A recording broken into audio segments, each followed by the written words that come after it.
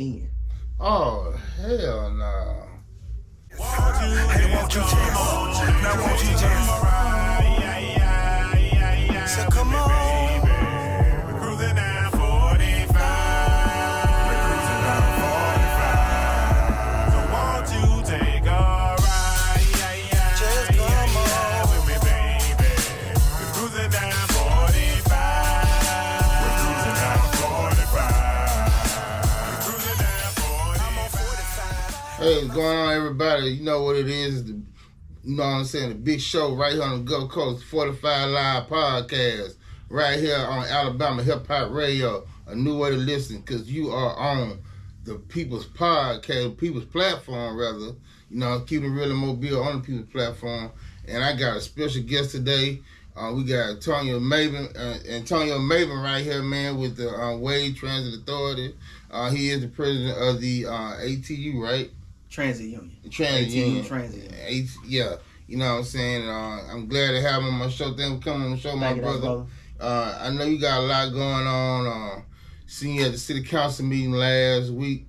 But before we talk about the problems of what's going on the Wade Transit, there was a time when I had to depend on the Wade Transit to get me from A to B. And I know how vital that service is. I know how essential it is.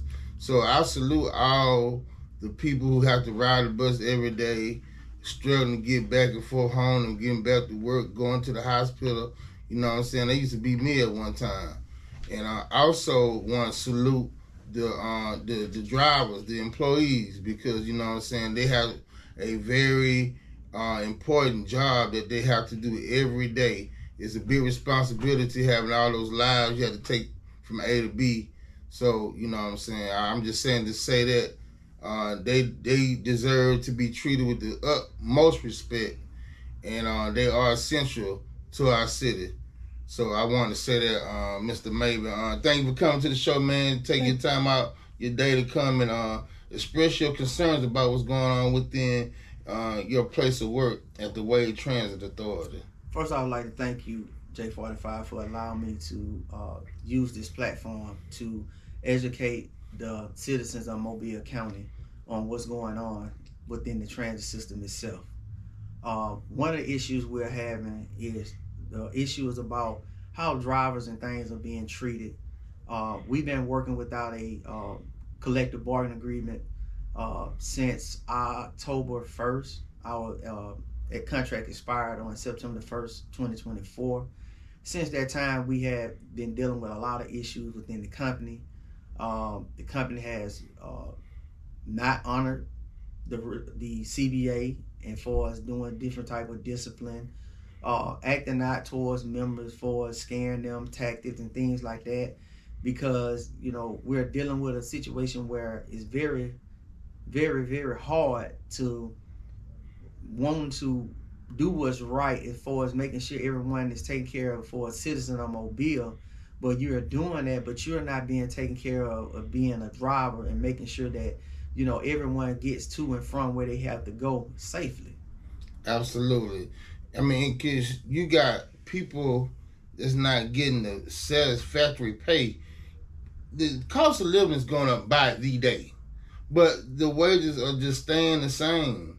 You know what I'm saying? I even heard there's other cities in Alabama that get paid more than the workers here, the drivers here in Mobile, which I think is very unfair. I even got people that's close to me that have to work two shifts a day just to make ends meet, and that's dangerous in itself. You know what I'm saying? What they fall asleep at the wheel because they didn't get enough rest. You know what I'm saying? So how do y'all, like, you know, make to where it's fair wages to be given to these employees that drive the buses every day? Well, I'm going to explain to you how this come about. We have a sister city, which is in Montgomery. The same exact transit authority that runs us, manage them as well. But you're talking about, as far as with the drivers concerned, you're talking about a $4 difference in pay. That's a lot, being the fact that we are a much larger city. We are the port city. And down here where tourists come in, where we have cruise terminals and Airbus and things like that, we have the resources to do what needs to be done within the transit system itself. But we got to have the politicians and the people that help, meaning that vote for different parts of the transit system, to understand the transit system itself and what the need of, as far as being able to move people in this city, being able to get people to their jobs, being able to get people to doctor appointments and things like that. And those are, some of the things that we have to deal with daily. Absolutely. So how do you feel when you addressed the city council last week about your concerns within the Wade Transit Authority? Do you think they came with some good solutions? Well, I feel like they came with good solutions. I also feel like that the city council didn't know that things was going on down at the transit system. The reason being because I echoed this during the city council. We don't have anyone to do a check and balance down there. So basically, the transit system is being ran $10 million a year. They gave to run the transit system, and no one is coming down checking to see if the money is being used in the right place or being used, period, to help even grow the transit system itself. We are a private company, but we receive 80% of our finances through the federal government, and then we receive 20%, which is operational money, through the city of Mobile. And when you're talking about $10 million, yes, you do have to purchase parts. You do have to do certain things to keep up the equipment, the facility, and things like that. But when you look at that and you receive a increase during the COVID years in the CARE Act money and the infrastructure money that could have been used to take care of certain things that the city now had to fix. If this money could have been set aside, this extra money, then we probably be not having this conversation when it comes down to raises. One of the big issues within the transit system that we see is a lot of mismanaged money. And what I mean about that, and I'm just give you guys an example. When you have the general managers have 3 to 4 cars that they can switch out on a daily basis, and you having Suburbans, Tahoes, you having the Rangos, you having transit vans and things like that, and all these vehicles range from 2020 and above. And we have more than enough vehicles, to me, for this size of a transit system, because that money there can be used for something else, if not wages, if not other benefits. Maintenance. Correct. You heard me also echo the fact that we had mobility buses, which the transit that our elderly citizens have to ride in the city. Some of them had leaks. Some of them, the air conditioning didn't work fair. Some of them, the heaters didn't work fair. And, we tried to maintain it. We just now, ever since that been echoed, started on yesterday, Monday, those newer vehicles that I talked about has finally been put on the street. And also, since it's been talked about, the Pritchard Hub, where I just made a statement about my driver's not able to use the restroom once on Pritchard's side. Man. Is that the city closing it down? Or? I'm not for sure who closed it down, but I can say this. The transit hub in Pritchard has been reopened as of yesterday. We had a lot of finger pointing about the reason why it was closed. Is allegedly a lot of things that was done, but I know now it's open daily. And my drivers are excited because they have somewhere now to be able to use the restroom. Absolutely. And it took you to go down there to advocate and address the city council. Even though it was in Mobile and that was in Pritchard, you still got it done. Now, I know in the past that the numbers in Pritchard was used for Mobile to get funding, but they still cut out most of the routes in Pritchard. You know what I'm saying? Is that a true statement? That is a true statement. And, when back in 2016, when the service was cut, my understanding, the city of Pritchard did not have the funding. The city of Chickasaw did not have the funding, including the city of Suriname did not have funding to give to the transportation. But allegedly, there's about, when the service was cut out of Pritchard, allegedly about 45% of the ridership came from out of the city limits of Pritchard. 45%. Wow. Yes. That hurt it. That's been almost 10 years. Yes, it didn't just hurt the city of Pritchard, but it also hurted the city of Mobile, because revenue came down a lot, because people was actually living in the city limit of Pritchard and going and having work and doing things like that. Right. So they had to quit they had to quit their jobs and things of that nature. So now, the buses only run to the Pritchard hub. So if you're trying to go northern Mobile, like up by Viga High School, Whistler, and things like that, you're having to walk over the bridge. Yeah, still had Crosstown, right? With Crosstown only go to the Pritchard hub. It don't go to Waterbury. It don't go to Waterbury no more. Don't no bus go past the Pritchard hub. Oh man, I remember I used to take the Crosstown to the mall. Yes. You know what I'm saying? Because I stayed behind Viga, caught this Crosstown in front of Viga and go to the mall and ride all day. Yes. You know what I'm saying? But now, for 10 years, those people been denied services. It ain't right. You know what I'm saying? Those numbers, that 45% was used for funding for the wave. You know what I'm saying? But I mean, that was just low down for them to do that. And is there a logic reason that they tell you why they did that? Or? The only reason I got out of that was the fact that those cities couldn't provide any type of funding for the transportation, and that was their reason of cutting it. Yeah, but you use the numbers to get the funding. Well, to me, I have asked several times that, being that it's Mobile County, I think that the county should step up and explore having a countywide system instead of city limits. Yeah. This where if it's a countywide system, and the city and correct, and the city and the county could pitch in to expand the ridership, to go back out to Pritchard, to go back out to Suriname. There's a lot of things changing since then. Suriname has grown tremendously. Absolutely, it has. Including Chickasaw, as far as they schools, they got their own school system like that. So there's no reason why these services should have been denied. Right, man. That is crazy. A lot of riders ask, on a daily basis, why does it take? I mean, they've been asking this for years. Why does the bus run an hour versus like somewhere like New Orleans, you can catch a bus every 15 minutes at the stop? Is it because of the population, or I mean, what is it? Well, that was another cut.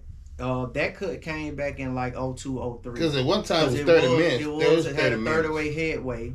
And back in 02, 03, they cut the 30-minute headway out and went to the hour headway. That's something that, at least if you don't do every route, that's something that the most three important routes that's running, like your Highway 90, that runs along Crosstown. All the way to Tim. Yes, Tim-McCona, Crosstown, that goes all across the whole city. And even the Broad Street, those runs should have at least a 30-minute headway, because a lot of people, especially dealing with the time of everyone receiving their Social Security checks and things like that, they have to get to pay their bills and things like that. And it's hard to, especially when it's hot, to stand at a bus stop for an hour. And some people can't fit Uber and Lyft in their budget. Yes. You know what I'm saying? They can barely pay their rent with the little checks they get. You know what I'm saying? So, even with Uber and Lyft, I mean, are those people qualified to provide that service? Because, there's a lot of things going on. I was looking at TV a couple of weeks ago about some Lyft driver was doing sexual assaults and things like that on certain passengers. And, that's something that when you riding on a bus, you ride with a professional operator. They're going to do the background check. They're going to do the background check. They're going to drug test you. You're going to have a DOT physical. You got to be fit to drive the vehicle and things like that. And also, being able to drive with that amount of people, that is our profession. That's what we do. That's a big responsibility. You know, a lot of people's livelihood depend on y'all. Yes. You know what I'm saying? A lot of people's health depend on the way you transit. And for this company to be being such a bully, man. Yes. You know what I'm saying? Not considering the people. It's like profits over people, man. We got to stop the capitalists. You know, profits over people. They don't care. As long as they good, they can care about the consumers. Correct. And that ain't right, man. You know what I'm saying? You know, the hardest thing in my position is where we have safety issues where, you know, the passengers getting mad because the bus is late for whatever reason, or the bus don't make the connection that they need and they want to spit or push or grab a driver, and when the driver makes a complaint to the management company, they can't call the police. They can't call the police. Not That's only crazy. that, they are getting accused of being the person that started it instead of fixing it and trying to help the drivers out. See, a lot of people don't understand, you know, we're almost just like police officers and firemen, because we still, at the end of the day, have to make sure people get home safe, just like firemen. And sometimes psychiatrists. That's it, because a lot of times they had to talk to them. A lot of times they have to deal with a lot of things that the regular person in the world don't have to deal with. I mean, you got to be mentally stable to be able to have that job, to deal with all kind of issues. And just like you said, 45, where you got drivers working doubles, 16 to 18 hours just to make a decent living, to be able to, you know, pay for school, tuition, and things like that. And you would have thought that, you know, the city of Mobile would invest more in the transit system, but, you know, the way I look at it is the city look at it as a form of finance coming down from the federal government, and you can receive this federal money for this. And they only going to provide just enough to allow the federal money to continue on. So, you know, for whatever reason, it can be used for other things. And then, you know, you were telling me before the show, you were saying that the state don't even have to give any funding to the transit authority, because there's a 1901 Constitution law that forbid the state of Alabama to put any money into public transportation. When it was on horses and carriages. Yes. And we have a bill that's out that then went up to the state as far as the Senate. I actually go up to the Arise lobby on Thursday, and hopefully I can get some information on this bill. It's a SB 11, and basically with this bill, the state had opened up a trust fund, public transportation trust fund, but there's no financial money going inside of this fund. So if your senators or representatives doesn't have any money in their coffins to be able to put money into this fund, it's just sitting there. Basically just saying, we have a public transportation fund, but no money is going in there. And if money was going into that fund, then there can be a lot more money to deal with these wages and other things as for operational costs that we need throughout the state of Alabama for transit. Wow, that's a bit much, man. I've learned a lot just, you know, we just talking and everything, because, you know, people are just so, you know, worried about the future, what's going to happen with the transit authority.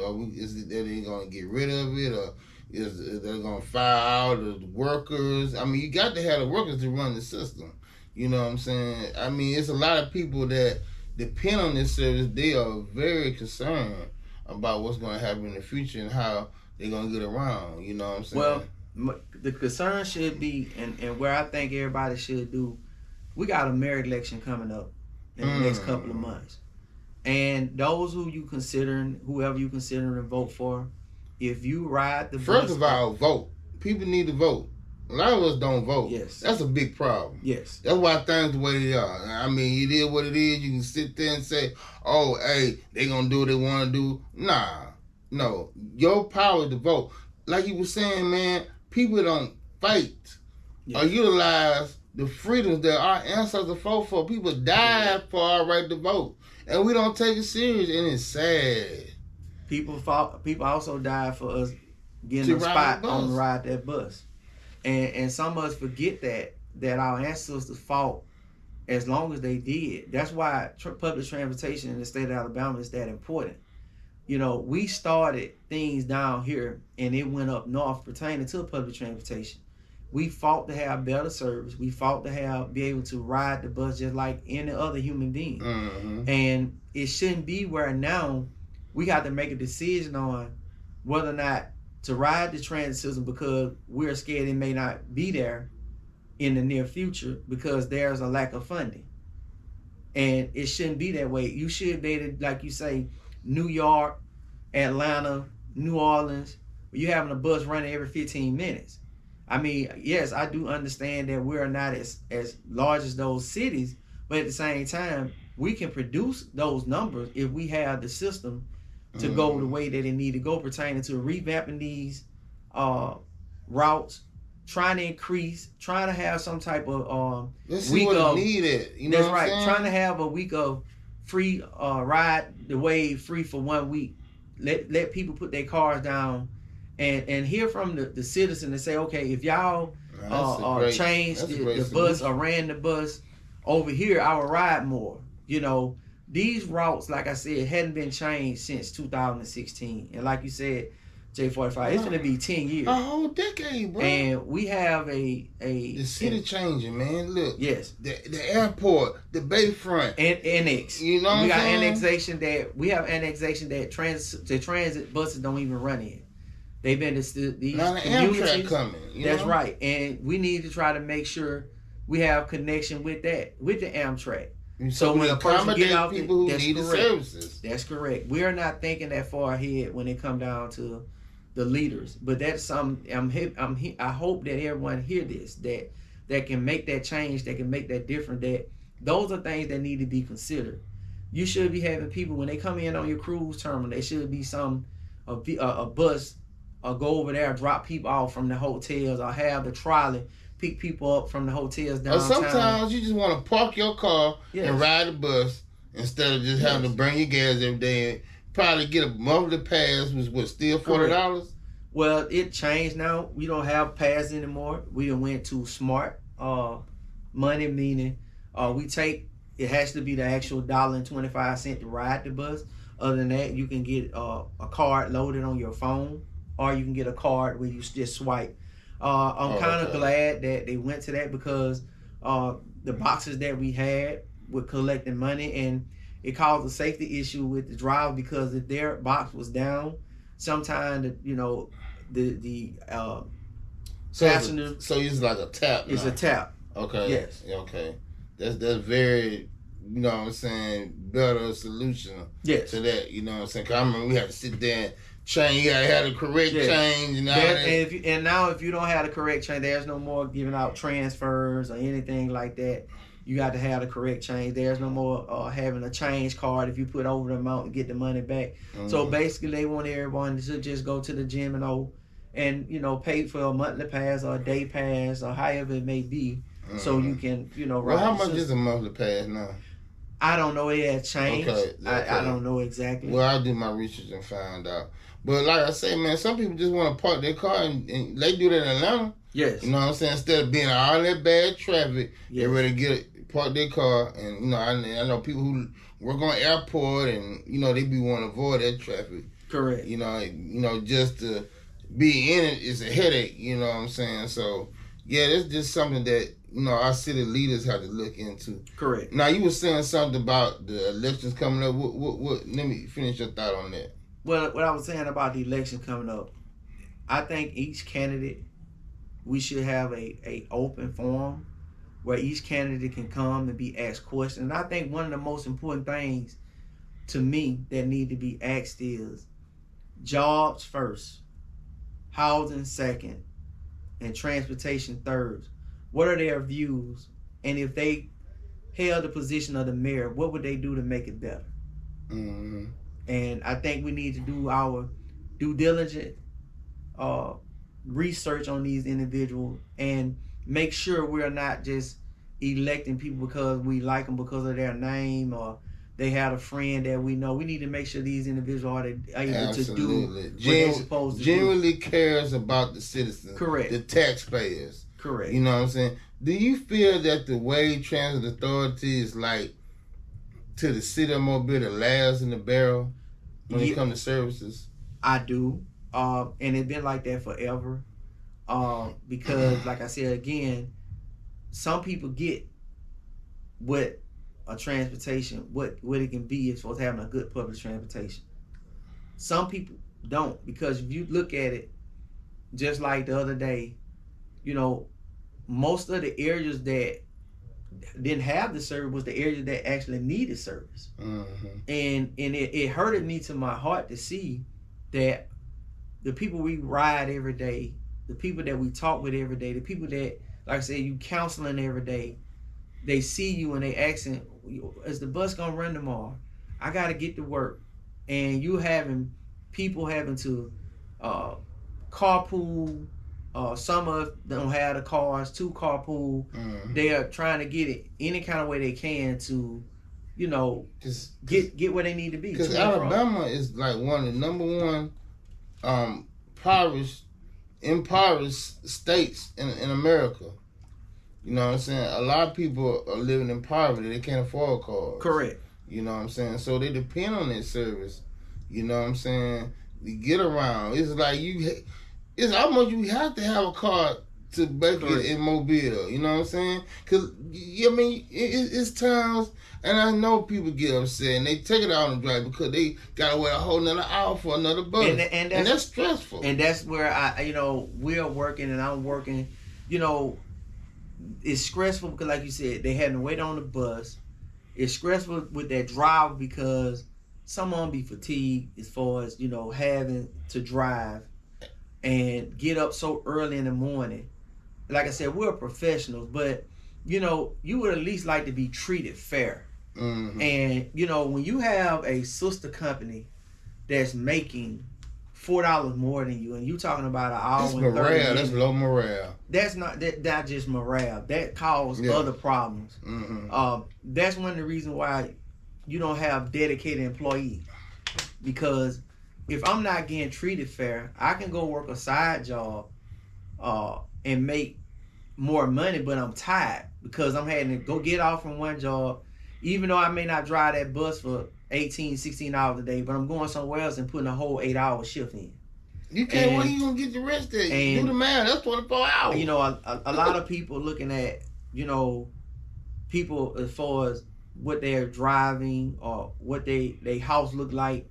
You know, we got to get out of that and saying that, you know, everyone is different. God made all us different. But we in this together. And we in this together. And, you know, to see my brother or sister suffer, or to see my brother or sister having to neglect themselves to be able to pay their water bill, gas bill, power bill, things like that is hurtful. It's very hurtful because some people don't have the ability to be able to go do other things out there. As far as, like me, for instance, I'm a mechanic.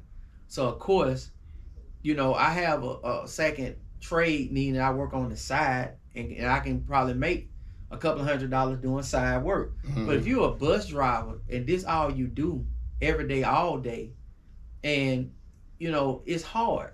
There's no other transit systems in this city that pays a salary worth having. Mm-hmm. It's just that low. And, you know, it's bad that, you know, we are asking the city council that, hey, please, you know, get involved. And of course, you know, the city council don't have really a say so over the transit system. All the city council do is basically vote on the budget for the system for the year. But the mayor administration, the one that, you know, conducts that business for how this system is ran. That's why it's important to know what you are getting as far as a mayor, because like you said, 45, stop saying it's not gonna work, or, you know, they're gonna do what they want to do, because this is the reason why we're in the position that we are in. Mm-hmm. Well, man, I mean, I have learned a lot today. I just hope my people, you know, tune in and watch and get educated on why things are the way they are, because this infrastructure is a unique one here in Mobile, when it comes to public transportation. Because I know, and I mentioned New Orleans a lot, but I ride their system, and they're top priority there. Yes. You know what I'm saying? I don't know, because the tourists. Good morning, everyone. My name is Antonie Maiben. I stay at 1059 Beverly Circle West in Mobile, Alabama. I'm the transit union president. Been transit union president for over 15 years now. We have several issues that's going on within the transit system. First thing I want to bring to you guys' attention is, since December of last year, the city transit system has had 11 ULP charges, unfair labor charges, that they didn't have against Transdale. All the charges right here, if you would like a copy of them. Secondly, drivers' safety. Passengers is threatening the drivers, assaulting them. Whenever the drivers have an assault against them, the management company always states that it's the driver's fault, not the passengers. Drivers are forbidden to call the police whenever anyone attack them or anything like that. They have to call dispatch, and then dispatch have to contact the supervisor. The supervisor forbid that they need someone to come out to look at them, then they cannot call on their own as far as police. We do not have restrooms in certain areas of the city for the drivers to use. Matter of fact, Highway 45, Route 5, Crosstown, Route 10, and Plateau Pritchard, Route 16. If they don't use the bathroom at Pritchard Hub, not Pritchard Hub, they don't use the restroom at the Gym&O, when they get out to the side of Pritchard, there's no restroom.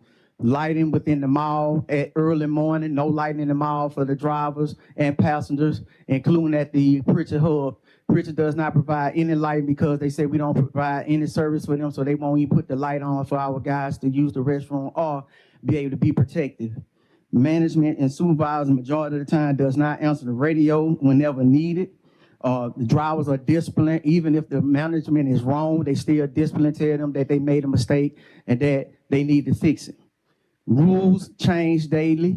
It's a rule change every day within the organization, meaning you may say you can park outside of the window of this bus this day, the next day it's changed depending on who the person is. We also being attacked. I have many extra. We also being attacked and also being attacked for us, just like today. The ones that called off and had whatever blue flu, they are being told they better have a doctor excuse or they will be disciplined accordingly. Also, management, whenever it's called for a meeting, we are never able to meet one-on-one. It always got to be an attorney present, a waste of money.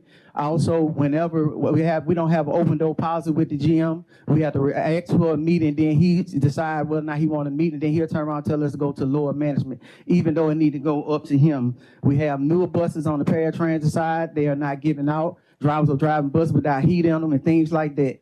And we have new, and they don't want to pass them out because they say that they possibly will be in an accident.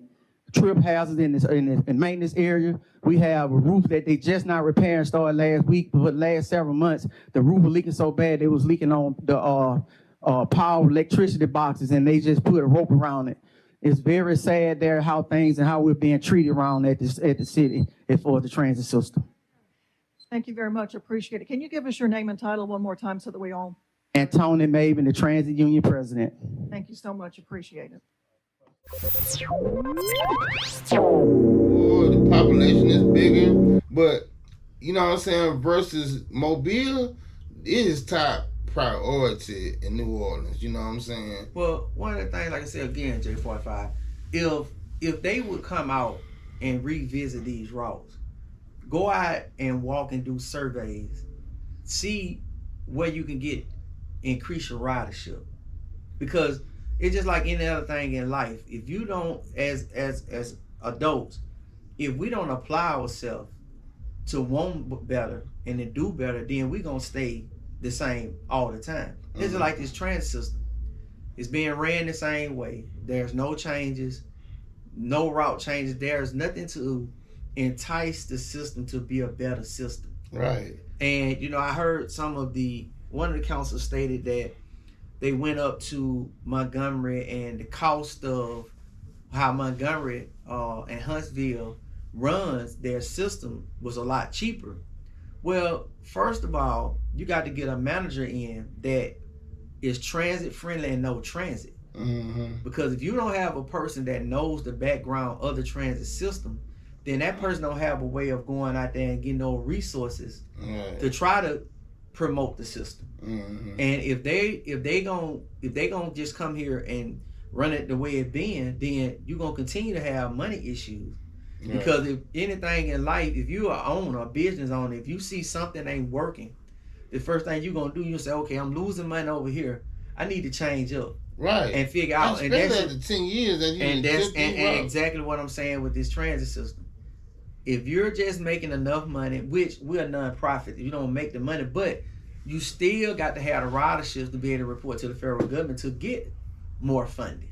Absolutely. So if you ain't seeing the ridership increase, then there's no way to get extra funding. And then you got to persuade people to want to ride a bus. Nobody trying to wait for no hour for no bus. Correct. Put it back in the 30-minute intervals. 30 minutes. Then people might want to ride the bus because they feel like they missed the bus. Oh, I got to wait another hour in the heat. It's going to be hot out here. Yeah. Nobody trying to be waiting for no bus for no doggone hour.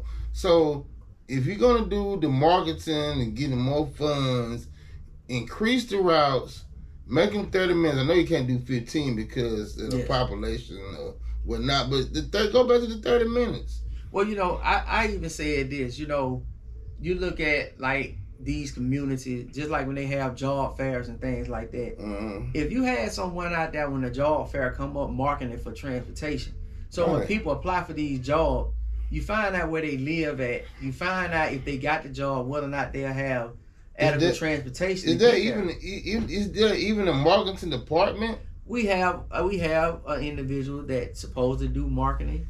It's certain things that they do, but my thing is, I think personally that they can do a lot more than what they're doing. Yeah. Well, man, we've been going to a break, man. We got Antonie Maiben, man. You know what I'm saying? We chopping up talking about this wave transit system, man. This is 45 Live podcast, the People's Platform, keeping it real in Mobile on the People's Platform on alabamahiphopradio.com. A new way to listen. We're going to a break. Yeah, man. Man, it's been a good conversation that we had, some good dialogue, Mr. Maiben. Before we get up out of here, I want to let y'all know this is the end of my first season. And I'm going to my second season of 45 Live podcast. This is the 10th episode, and I want to thank everybody who's been watching me since September the 8th. I'm going to go into a new direction. Probably have a new co-host. We're going to be more political. We're going to get in tune with these people that's running this campaign, these candidates for Pritchard and Mobile, city councilman and the mayor. So I'm going to be doing a lot of interviews with them, persuading my people to vote more because this is a very vital election that's coming up this summer. You got any words that you want to leave us with, Mr. Maiben? Yes, all I ask for everyone to please continue to pray for us at this transit system. Give us the strength and the wisdom to continue this journey. And when we out there and you see us out there doing whatever, tell my people, you're doing a great job. Keep up the great work because they do an excellent job. They are essential. That's in everybody, all the way down to the dispatchers, to the drivers, to the mechanics, to the young men that clean the buses and young women that clean the buses. On down, they do a magnificent job. And like I said again, please support us. Call your city council member if you stand in the city limits of Mobile. Tell them that, look, you want better and adequate more service, and to get them to also get a management company in here to treat their employees fair and right. That's right. Well, we thank y'all for tuning in, man. This is 45 Live podcast, keeping it real in Mobile on the People's Platform. You can catch us every Sunday at 5 o'clock. You can catch this episode at 5 o'clock this upcoming Sunday. Man, it's just been a wonderful first season with www.com. I mean, www.alabamahiphopradio.com, a new way to listen. And so be looking for more episodes coming in with season 2. I'll probably be back in another month or so, a couple of months. But like I said, the next season will be totally about the political aspect of what's going on in Mobile and Pritchard, because the elections are in August, so it's going to be a long summer. So fasten your seatbelts, man. Stay tuned to 45 Live Podcast. And shout out to all the people that came and were guests on my show. And I'm looking forward to the new guests and the guests that were on the show before to come back and have some more dialogue, because we're gonna keep it real in Mobile as much as we can, because there's a lot of dialogue that needs to be talked about that's rarely talked about. Like this young man, Mr. Maiben, he went down there to the city council and had the bathrooms open up in Pritchard. It just takes going down there to address what you got going on. That's why it's vital that you vote, because in a local election, because you can address these people on a weekly basis. You know what I'm saying? So we're here to educate, man. 45 Live Podcast. We out under alabamahiphopradio.com. A new way to listen. We out of here. Peace. See you next season.